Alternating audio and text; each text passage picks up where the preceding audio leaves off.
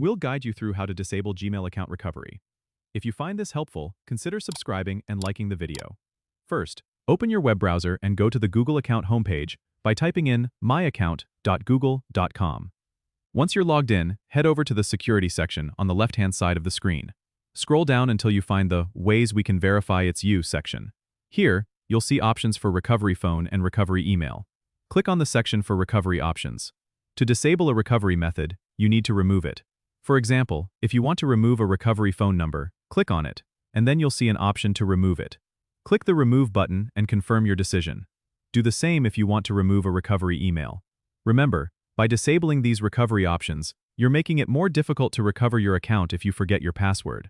So, make sure you have other ways to access your account, like a trusted device.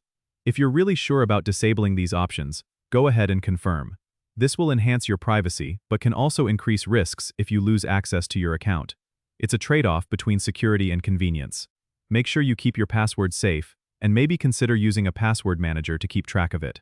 And that's it. You've successfully disabled Gmail account recovery options. Don't forget to subscribe and comment if this helped you out.